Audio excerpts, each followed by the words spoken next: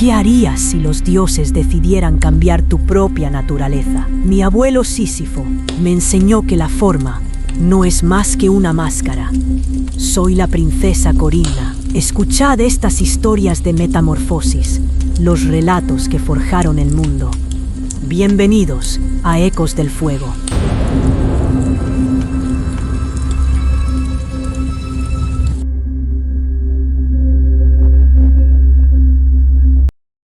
Esta es la historia de Ceyx y Alcione, reyes de Trakis, que cometieron el único pecado que el destino no perdona: amarse demasiado en un mundo tan frágil como el de los seres humanos. Y sin embargo, su final logró conmover incluso a los dioses del Olimpo de corazón frío como la piedra.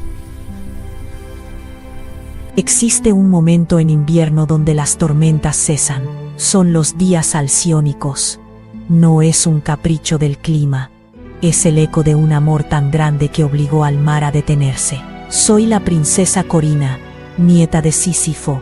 Presta atención a la historia que te voy a relatar, porque las grandes historias se cuentan junto al fuego. La desgracia rondaba la casa del rey Ceyx. Su sobrina fue asesinada por la diosa Artemisa. Su pecado fue atreverse a decir que la superaba en belleza. Me han cortejado nada menos que 2 dioses, Hermes y Apolo. ¿Significa eso que soy más guapa que la mismísima diosa Artemisa?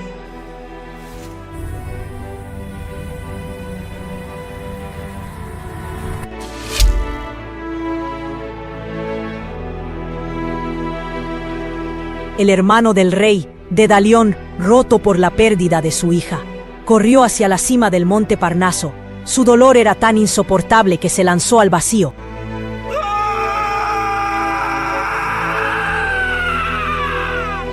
Ceyx estaba desesperado. Sentía que la maldición de su linaje no había concluido. Temía por sí mismo, por su reino y por su esposa. Necesitaba respuestas, y el dios Apolo se las daría. Aunque para ello tuviera que cruzar el mar Egeo, en las fechas más turbulentas y peligrosas del año.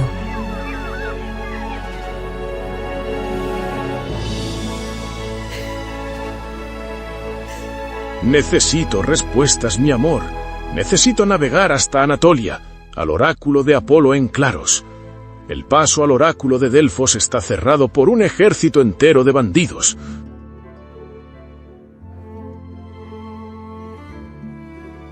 No llores más, mi amor. Pero Alcione, su reina, tenía miedo. Ella conocía el mar. Se había criado viendo los estragos que las tormentas causaban en la costa. Le suplicó que no se fuera. Llévame contigo, mi rey. Navegar en estas fechas es una locura, y prefiero 1000 veces morir junto a ti que sufrir una vida con tu ausencia. Te prometo que regresaré antes de 2 lunas llenas, sano y salvo, y volveremos a estar juntos. Mi señor, debemos partir lo antes posible. Mi galera es la más rápida de todo el Egeo, pero cada momento cuenta.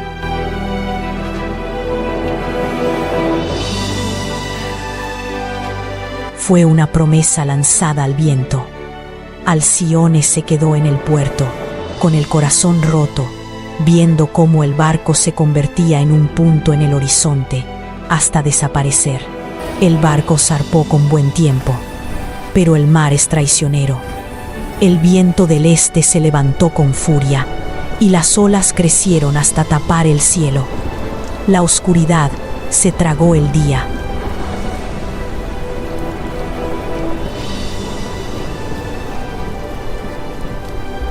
Lo siento, mi reina. Finalmente no podré cumplir mi promesa de volver contigo sano y salvo. Ceyx, empapado y sabiendo que el fin había llegado, no pidió clemencia.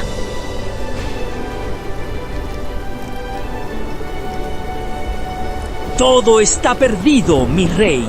Los dioses nos han abandonado. Al contrario, los dioses están de mi lado, y les agradezco 1000 veces haberme dado la fuerza de espíritu necesaria para no haber traído a mi esposa. Ella está sana y salvo en el palacio. Una ola gigante, definitiva, se cernió sobre el barco. Seix dejó de luchar y susurró sus últimas palabras al vacío.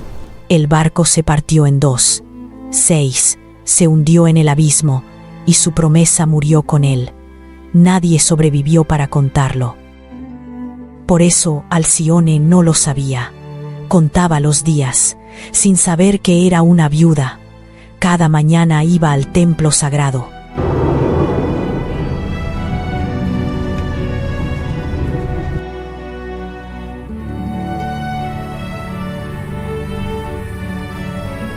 Mi reina Hera, diosa del matrimonio, recibe cada día mis ofrendas y mis plegarias para que mi esposo cumpla su promesa y vuelva sano y salvo.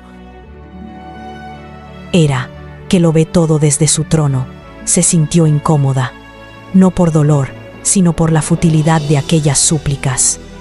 Esa pobre mortal va a estar agobiándome eternamente por algo de lo que no soy responsable. Solo a un necio se le ocurre navegar en estas fechas. No puedo devolverle la vida a los muertos, pero al menos puedo revelarle la realidad, por cruda que sea.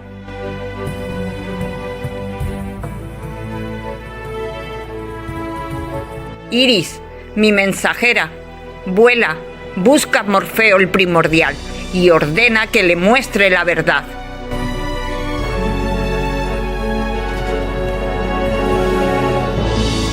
Así lo haré, mi reina. Partiré de inmediato a los dominios de Morfeo en el inframundo.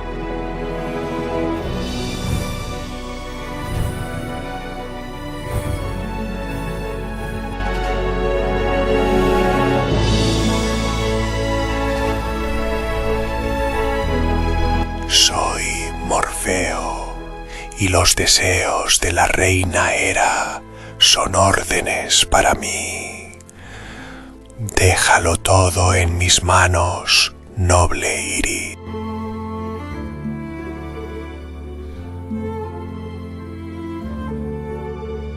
Morfeo viajó a Traquis esa misma noche.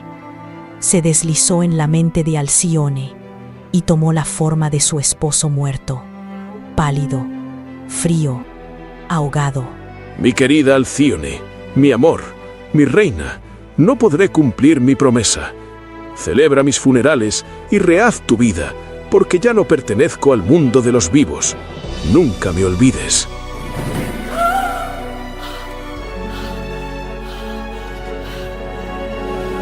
¡No! ¡No! Seix está muerto. ¡Mi amor! ¡Mi rey! Su nodriza intentó calmarla, decirle que solo era un mal sueño. Pero Alcione sabía. Sentía el frío de la muerte en sus propios huesos. Al amanecer, corrió a la playa, al mismo lugar donde se despidieron. Miró las aguas grises y vio algo flotando. La marea lo acercaba, lento, cruel. Era él, el cuerpo de su esposo. La desesperación le nubló la razón. No pensó. Se lanzó desde el muelle hacia el agua, queriendo alcanzarlo, queriendo abrazarlo una última vez. Pero las corrientes eran fuertes, el agua estaba helada y el mar no tiene piedad.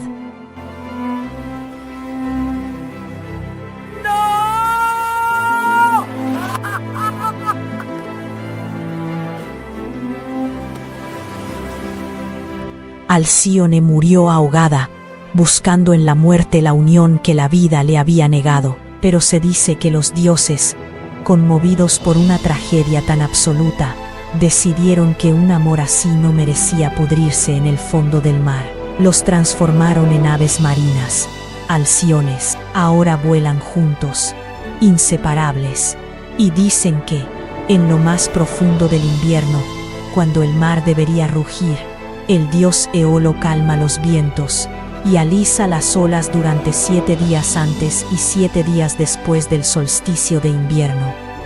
Detiene el mundo para que puedan anidar sin miedo, para que puedan tener la paz que no tuvieron como humanos. Los llamamos los días alciónicos, un milagro de calma en medio del invierno.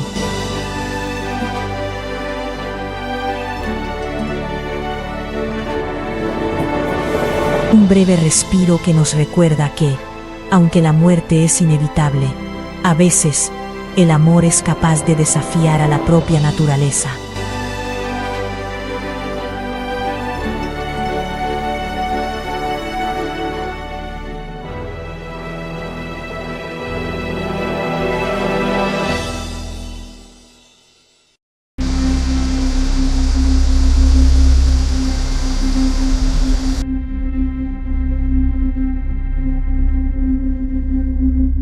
¿Conoces la historia de una pequeña comadreja que quiso convertirse en mujer por amor? Soy la princesa Corina, nieta de Sísifo, y he aprendido que el amor puede dejar cicatrices más profundas y más crueles que las armas de bronce. Quédate conmigo y presta atención a esta historia que te voy a relatar. Una advertencia sobre los límites entre lo mortal y lo divino, entre la naturaleza inmutable y el deseo desesperado de transformación.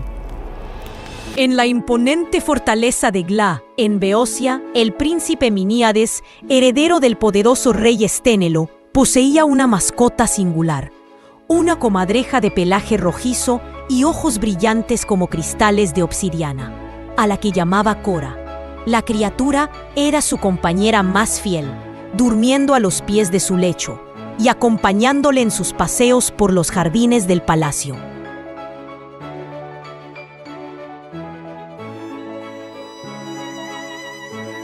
Pero en el corazón de aquel pequeño animal anidaba un sentimiento imposible. Cora no solo sentía lealtad hacia su dueño, lo amaba con una intensidad que la consumía. Cada sonrisa del príncipe, cada caricia en su lomo, avivaba un anhelo desesperado, ser correspondida, no como una mascota, sino como mujer.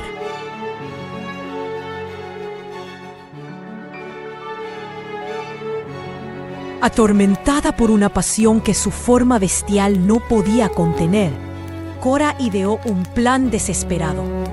Cada noche, cuando el palacio se sumía en un silencio profundo, se escabullía hacia un claro del jardín consagrado a Afrodita.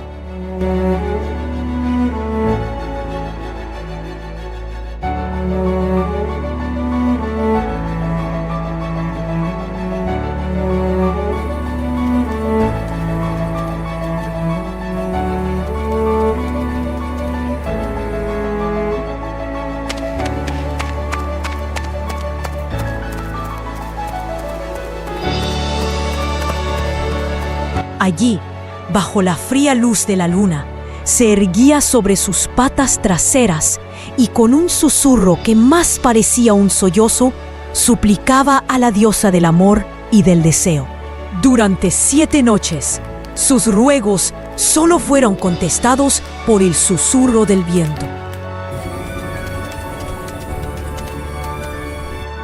Pero la constancia de la comadreja, teñida de pura desesperación, quebró finalmente la indiferencia divina.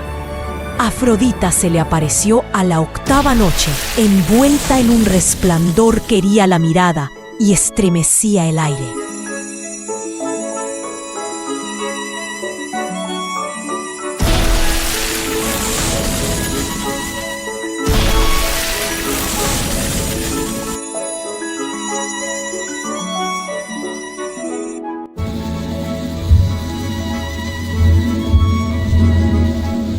Tu amor es verdadero, pero también contrario al orden natural. ¿Comprendes lo que me pides, criatura? Tu naturaleza es depredadora, instintiva y salvaje. Si puedes prometerme que renunciarás a todo por amor, que así sea. Demuéstrame que el amor todo lo puede, pero te lo advierto. Pobre de ti si traicionas esta nueva vida y dejas que tu instinto salvaje prevalezca. Tu caída será tu perdición.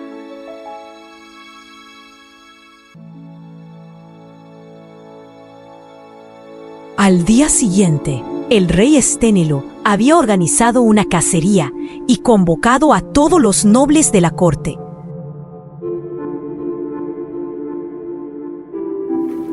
Sin embargo, había algo extraño en el ambiente.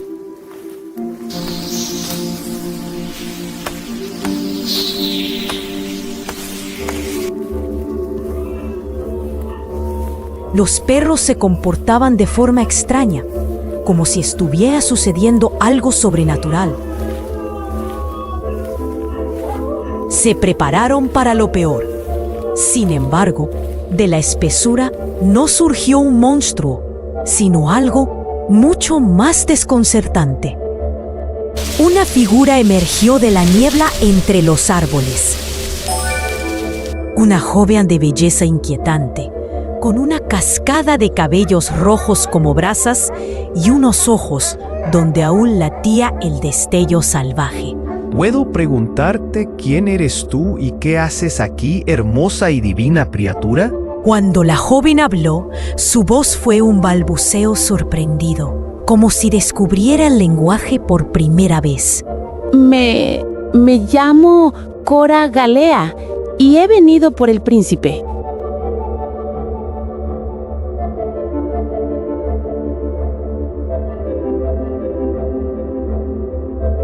El príncipe Miniades sintió acelerar su corazón al contemplar aquella belleza silvestre y divina.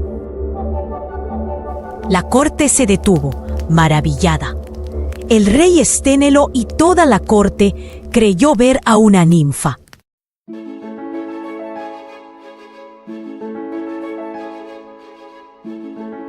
Miniades cayó hechizado. La gracia felina de Cora, su mirada intensa y su misterioso origen divino lo conquistaron por completo. El rey Esténelo, un hombre pragmático, incluso ante lo sobrenatural, vio en aquella unión una bendición del Olimpo.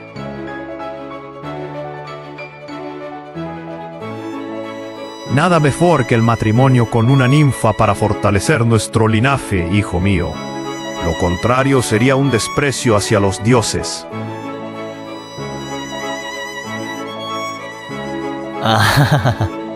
Mientras tanto, el príncipe, aunque era feliz, sentía un gran pesar en su corazón. Cora, su querida comadreja, había desaparecido.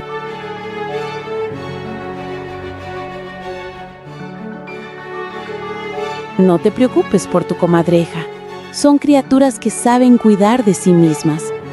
Esté donde esté, seguro que te lleva en su corazón.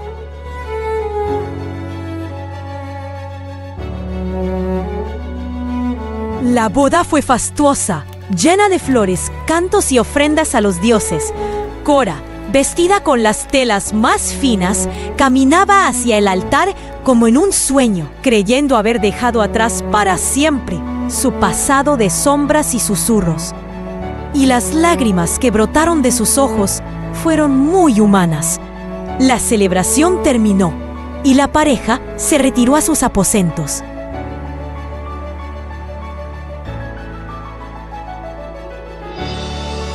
¿Quién eres, en realidad? ¿Y cómo es posible que te quiera tanto? Es como si te conociera desde siempre. Soy yo la que te ama desde siempre, mi príncipe. No soy más que una criatura que ha cumplido sus sueños más profundos y ha conquistado tu amor por ti. Me enfrentaría sin miedo a serpientes venenosas, a monstruos y dragones, sin flaquear. Pero Afrodita observaba con escepticismo. No confiaba en la promesa de una bestia, y así decidió poner a prueba el nuevo corazón de Cora.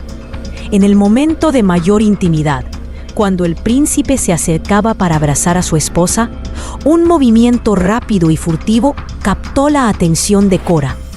Un leve crujido quebró el silencio. Un ratón, emisario de la diosa, se deslizó junto a la pata del lecho nupcial. Por un instante, Cora dudó. Oyó la voz de Afrodita en su mente y vio los amorosos ojos de su esposo. Pero su instinto fue una llamada ancestral que resonó en cada fibra de su ser. Una chispa de locura iluminó sus ojos humanos.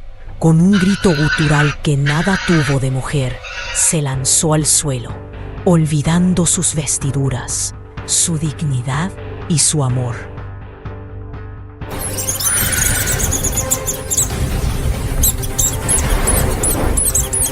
Persiguió al ratón con una agilidad aterradora y salvaje arrastrándose y saltando por la habitación, con los dientes al descubierto, en una danza macabra que revelaba su verdadera esencia. El rey y los guardias, alertados por los gritos, irrumpieron en la estancia y se detuvieron, helados, ante el espectáculo. No había ninfa, ni princesa, ni esposa.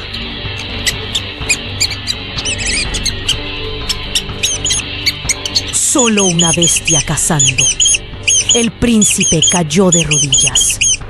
No estaba viendo a su ninfa, sino la esencia pura de un depredador.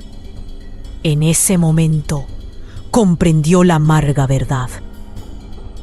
Cora, mi pequeña Cora, has sido tú desde el principio.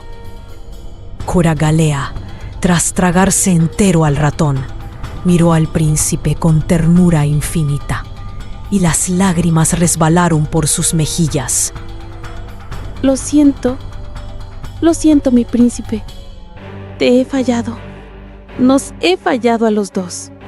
Entonces, la voz de Afrodita tronó en la cámara, llena de furia y desprecio.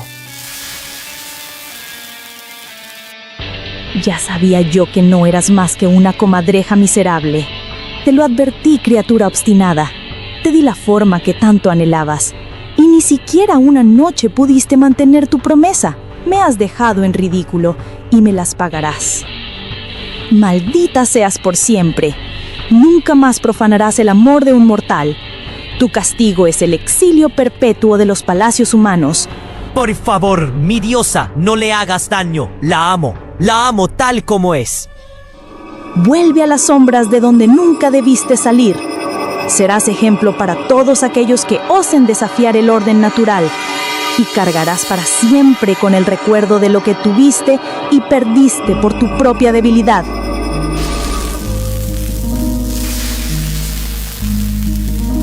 Aunque el rey ordenó que todas las estancias fueran purificadas y prohibió en todo el reino hablar de aquello, el príncipe Miníades jamás se recuperó. Su corazón se marchitó. Murió joven, sin herederos, consumido por un amor que nunca debió existir. En el bosque, la comadreja Cora cazaba, como lo había hecho siempre, pero a veces, en mitad de la persecución, su cuerpo se detenía. Un temblor recorría su lomo. Un recuerdo la atravesaba como un dardo. Alzaba la mirada hacia las lejanas ruinas de Gla y algo ardía en su pecho. No era hambre, no era instinto. Algo más cruel. Era memoria. Años después, en un jardín descuidado y casi olvidado del antiguo palacio de Gla, el rey Esténelo, convertido en un anciano consumido por los años y el pesar, se acercaba cada día a un pequeño altar de piedra, casi oculto por la hiedra, y cada día susurraba con voz rota: Lo siento, hijo mío. Así concluye la leyenda que llegó hasta mí como un susurro de ruinas y memoria, que sirva de enseñanza para aquellos que me escuchan. Los dioses pueden conceder deseos, pero no pueden alterar la esencia profunda de lo que somos. La comadreja quiso ser mujer por amor, pero su naturaleza cazadora era más antigua y más fuerte que cualquier forma nueva que pudiera adoptar. Y quizás la verdadera tragedia no fue su transformación ni su caída, sino que probó el sabor de lo imposible antes de perderlo para siempre. Pues es mejor nunca haber conocido un sueño que sostenerlo brevemente entre las manos antes de verlo desvanecerse como humo. Es la historia de cómo el amor, en su forma más pura, puede ser también una maldición.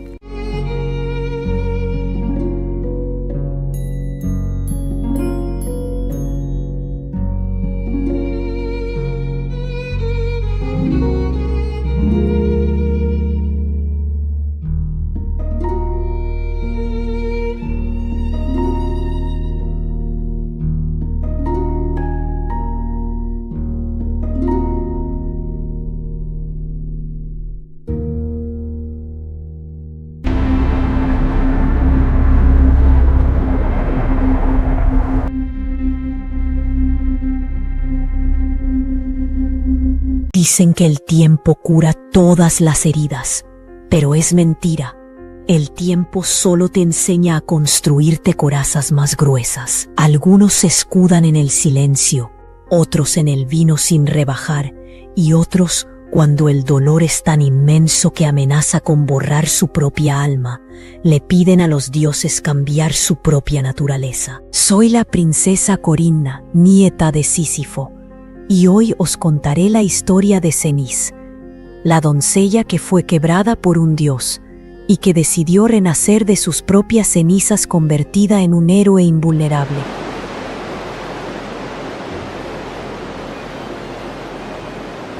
Cenis era una doncella de Tesalia.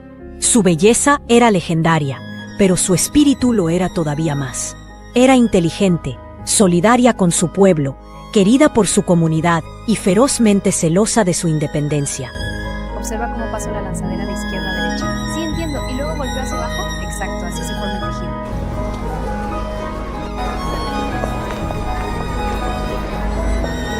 Fue codiciada en vano por los deseos de muchos pretendientes, pero Cenis no accedió a casarse con ninguno. No quería un amo, no quería un marido, solo quería ser libre.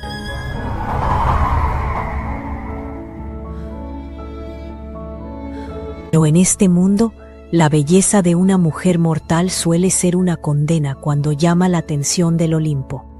Una tarde, mientras recogía conchas en una playa apartada para hacerse un collar, el mar se alzó contra ella. Poseidón, el que sacude la tierra, la había estado observando, y los dioses no entienden la palabra no. Emergió del mar como una sombra líquida y la tomó por la fuerza. Así actúan los inmortales cuando confunden el deseo con el derecho.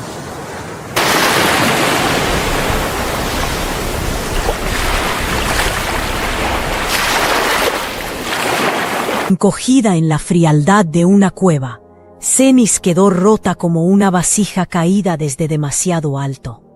Humillada, incapaz siquiera de sostenerse en pie. Vamos, Cenis.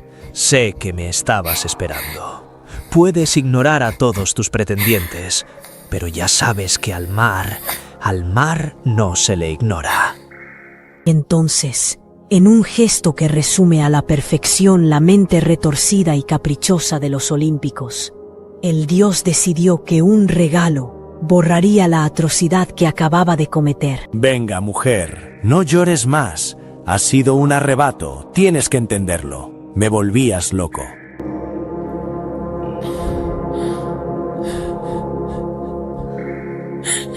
Mira, seré generoso. Pídeme lo que quieras. Cualquier deseo que formules, el dios de los mares te lo concederá como compensación. Levantó el rostro, con los ojos llenos de furia, y sentenció su destino.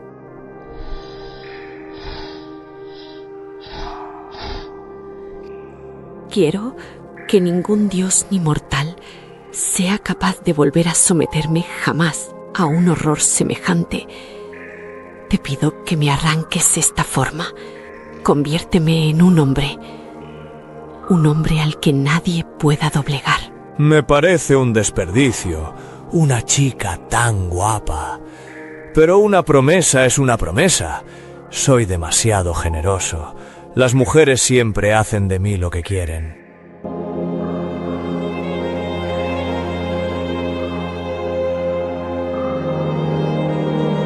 El dios cumplió. No solo le cambió el sexo, transformándola en un guerrero de voz profunda y hombros anchos, sino que, sorprendido por la petición, le otorgó un don que ella no había exigido. La hizo invulnerable. Su piel, antes frágil, se convirtió en una coraza impenetrable. Había nacido Ceneo.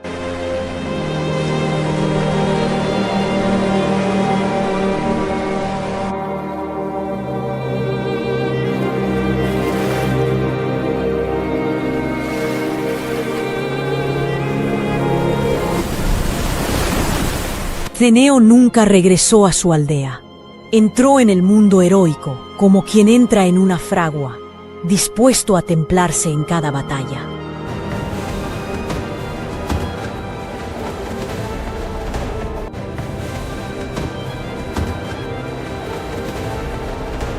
Las flechas rebotaban en su piel, las lanzas se partían como ramas secas, y él, que había conocido la indefensión absoluta, juró proteger a quienes no podían protegerse, a los débiles, los que siempre pagan el precio de las guerras que otros deciden.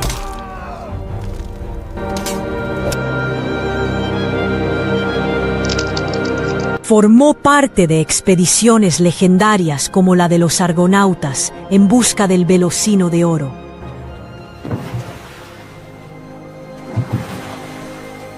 Y la caza del jabalí de Calidón, junto a los mayores héroes de su tiempo.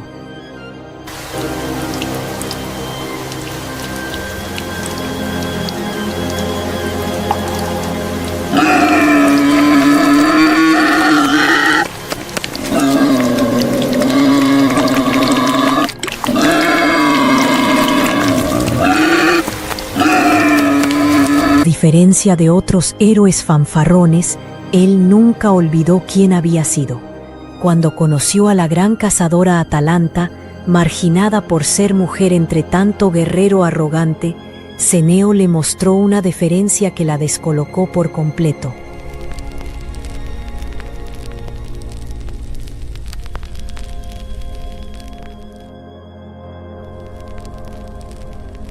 Gran cazadora Atalanta, me honra haberte conocido. Permite que te declare mi admiración y mi respeto. Es un gran honor servir a tu lado. Eres el guerrero que no sangra. ¿Por qué me tratas como a un igual cuando el resto de estos idiotas solo esperan que fracase? Porque sé mejor que nadie lo que cuesta sobrevivir en un mundo diseñado para aplastarte.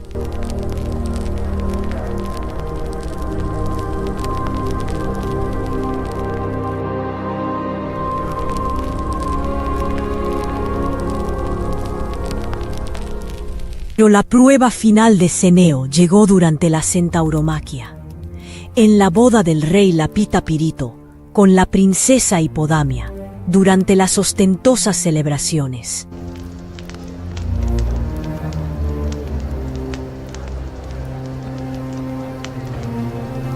Entre los invitados se hallaban los centauros, con quienes el rey Lapita deseaba la paz.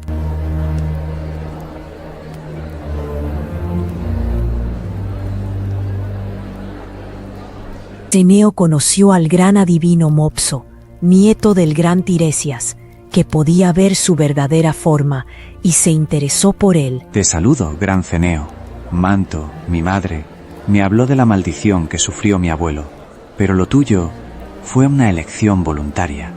Puedo ver quién eres realmente, y me alegra mucho conocerte. Amigo Mopso, ¿y quién dices que soy realmente?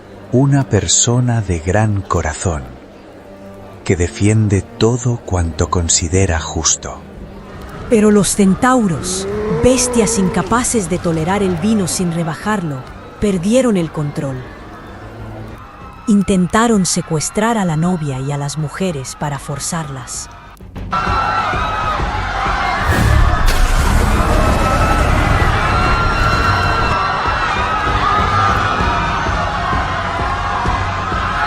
La celebración se convirtió en una cacería, una batalla sin cuartel. Pero no contaban con Ceneo. Sacad a las mujeres y a los niños de aquí.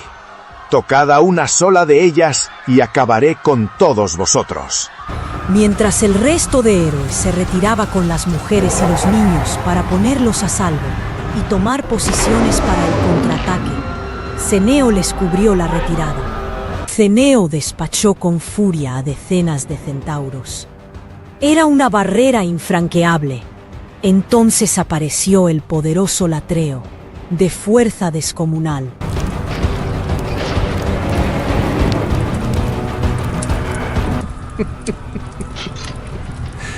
¿Crees que puedes enfrentarte a mí, Cenis? Sé quién eres, doncella Cenis.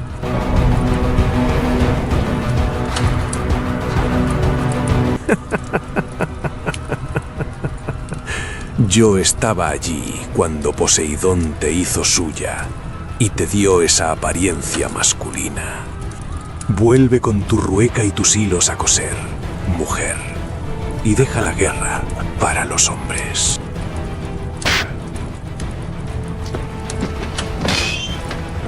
Pero Ceneo no se vio afectado por tales bravuconadas, y con su poderosa lanza acabó con él, para después atraer toda la furia de los centauros supervivientes hacia sí.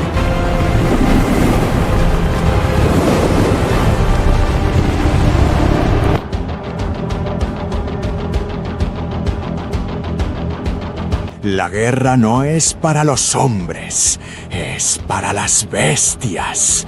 Y yo voy a eliminar hasta el último de vosotros, bestias inmundas.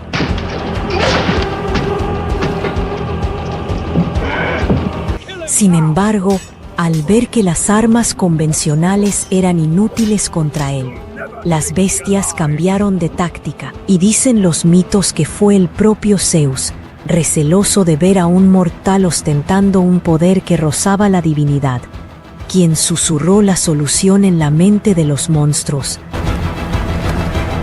Si no podían ensartarlo ni herirlo, lo aplastarían. Los centauros comenzaron a lanzar árboles enteros y peñascos gigantescos sobre él. Así Ceneo no murió por ninguna herida, fue sepultado vivo, asfixiado bajo el peso inmenso de una montaña de tierra y troncos.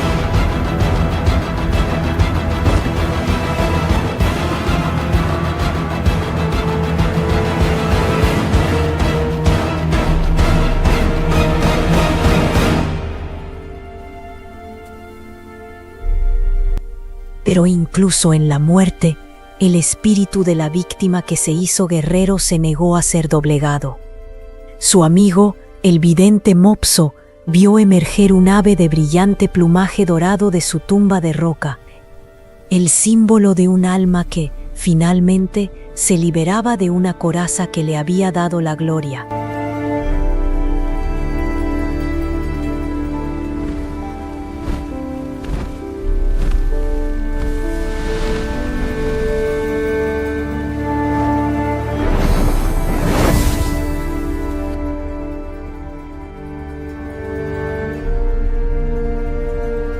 Ceneo descendió al inframundo. Allí descubrió que ya no era hombre, sino doncella, pero no una doncella cualquiera. Ascendió a los campos elíseos, el paraíso reservado para los justos, donde fue recibido con todos los honores por los grandes héroes que la precedieron. Salve, Cenis, el gran héroe que antes de serlo fue mujer. Allí, por fin, nadie discutió quién había sido, ni quién era, ni quién tenía derecho a ser.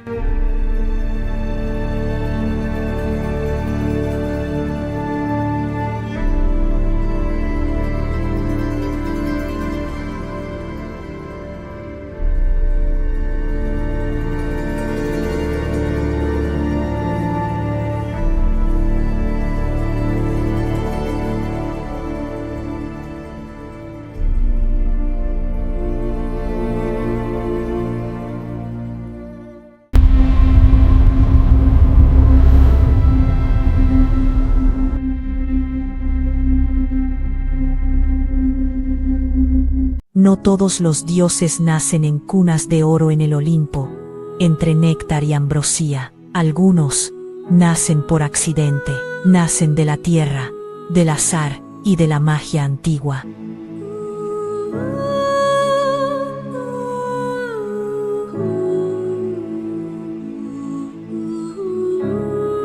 Soy la princesa Corina, nieta de Sísifo, y hoy, junto a este fuego que nos alumbra, voy a contarte cómo un hombre corriente terminó convertido en un dios inmortal.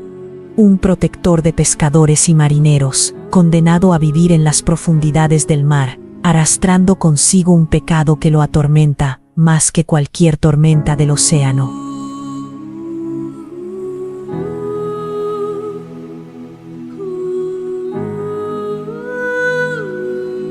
Un día, el destino quiso que, mientras trabajaba en tierra firme, revisando su recién capturada pesca, presenciara un fenómeno inexplicable, algo que desafiaba la muerte misma.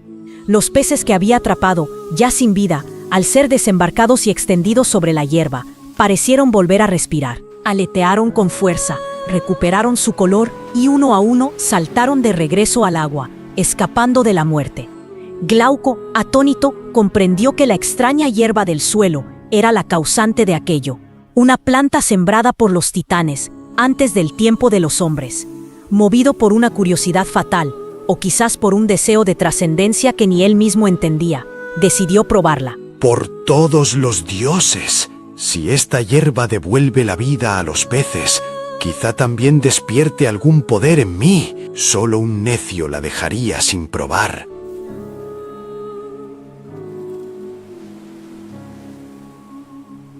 Y así, al mascar aquellas plantas mágicas en la isla de Eubea, devino inmortal. Pero la inmortalidad tiene un precio. Su humanidad se metamorfoseó. Su piel se tornó cobriza y verde. Sus piernas se fundieron en una poderosa cola de pez. No pudiendo permanecer más tiempo en la tierra, que ahora lo rechazaba, se sumergió en el mar, que lo reclamaba.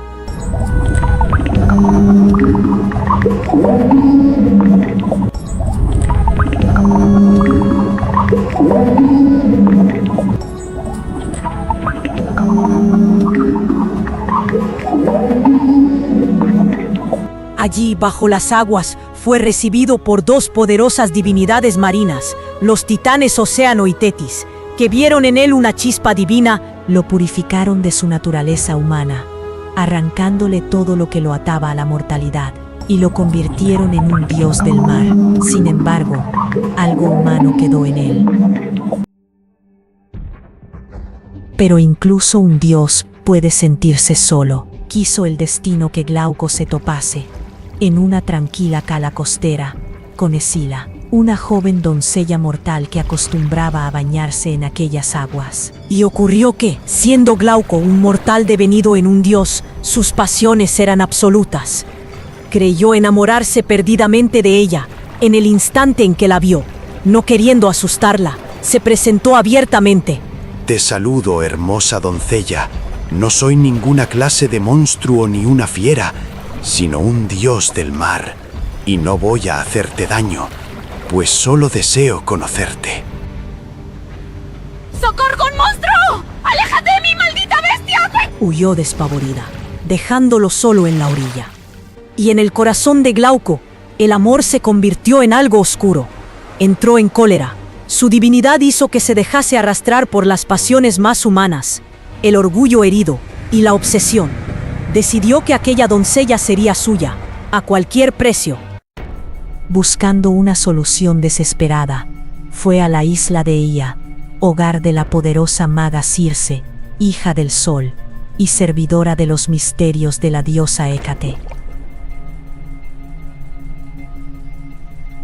Mi señora, el dios Glauco, os espera en la gruta de palacio.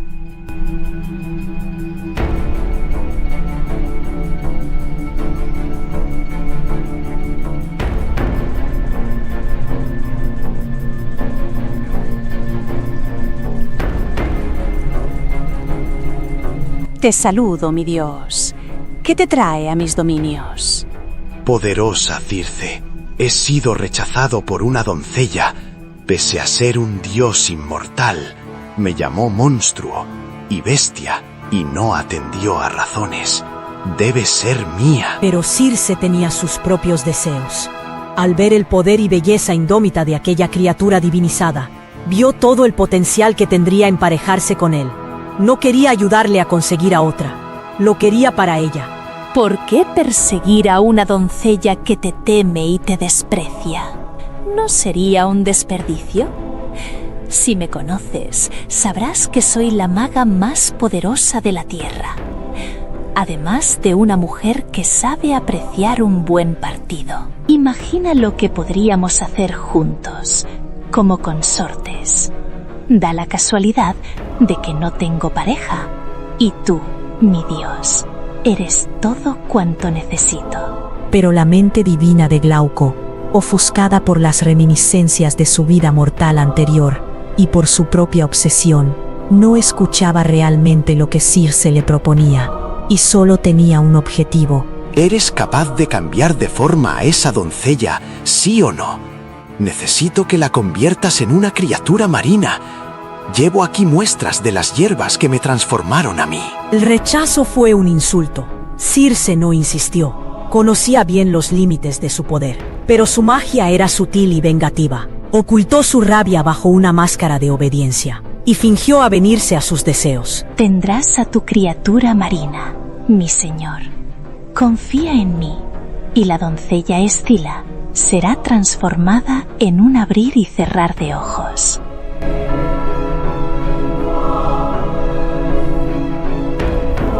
Toma esta poción y viértela en la cala donde Escila se baña cada día. Espera a distancia prudente y presenciarás el prodigio de su transformación.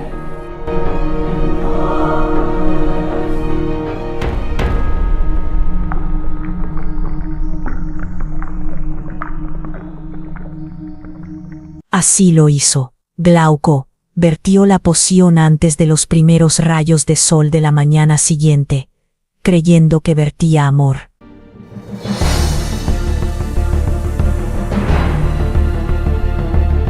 Se ocultó, esperando ver a su amada convertida en una nereida.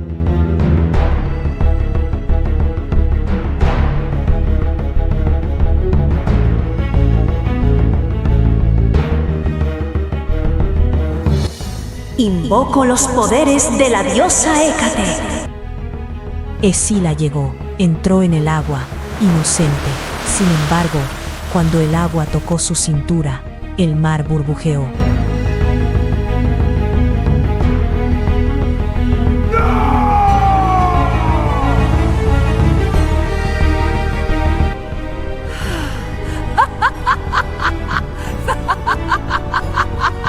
El horror fue absoluto. Escila no devino en una hermosa criatura de cola de pez, sino en un horrible e inmenso monstruo marino.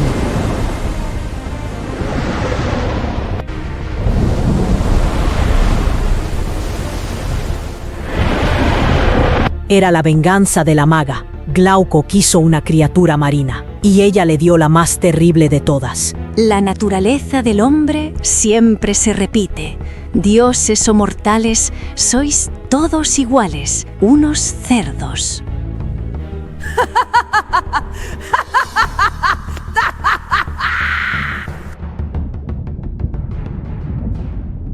Glauco, horrorizado por lo que su deseo había provocado, incapaz de enfrentarse a la abominación que había ayudado a crear, se retiró hacia el mar profundo. Huyó de la culpa, llevando la culpa consigo. Desde entonces, se le ha seguido viendo auxiliando a héroes, pescadores y marineros, siendo una divinidad venerada por ellos. Busca, en cada rescate, el perdón que nunca se concederá a sí mismo. ¡No puedo achicarla! ¡Es inútil! ¡Agarraos! ¡No soltéis! ¡Las olas nos hunden! ¡Mira, mira ya! ¡Manténganse tranquilos! ¡Agárrense! ¡Estoy aquí para salvarlos! Oh gran Dios del mar, acepta nuestra ofrenda. Te presentamos el fruto de nuestro trabajo. Mientras tanto, Escila, el monstruo terrible, fruto del rencor de una bruja y la obsesión de un dios, vertido sobre una doncella inocente, sigue allí, escondida en el estrecho, siendo el terror del mar Egeo, devorando a los hombres con el hambre de su propia tragedia.